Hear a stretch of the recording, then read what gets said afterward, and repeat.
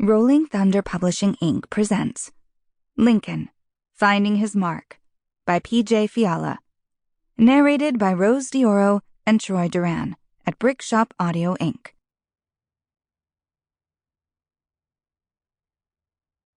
Chapter 1. Lincoln hit the floor with a thud. The air flew from his lungs, his legs wrapped around the legs of his prey. His arms tightened and bunched as he held the scrawny, disheveled man with a putrid breath off his chest. "You want a piece of me, you big son of a bitch? I ain't scared," his target spat. Groaning as he heaved the gangly offender from his body, Lincoln rolled and scrambled to his feet. A quick pounce on the man, not just any man, but Jimmy Mulder, the man who'd beat the crap out of his wife, left her for dead, then failed to show up in court.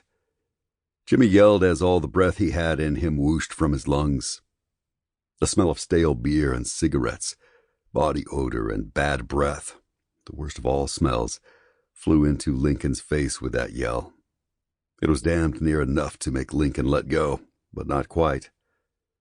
Taking just 2 breaths to regain some of his lost strength, with a grunt he hefted Jimmy from the floor. With a fistful of ripped, grimy t-shirt from Jimmy's back, Lincoln thrust him in front of him and out the door of the bar.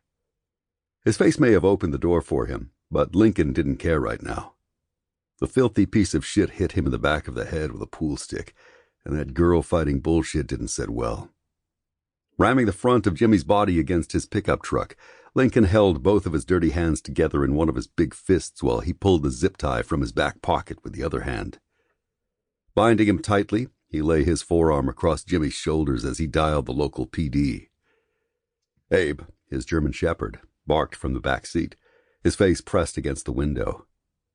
The gap left for him to get some fresh air wasn't enough to get his big head through, but the incessant barking was deafening. "Yeah, this is Lincoln Winter, and I've got Jimmy Mulder tied up in front of the Two-Timed Saloon." Looking at his pup, his simple command, "Ruhig," quieted Abe down. "Great job, Lincoln. Did you want to bring him in, or do you need officers to come and welcome him home themselves?" "I don't want this filthy slug in my brand new truck, so I'd appreciate it if your finest could escort this snake's belly to jail in style."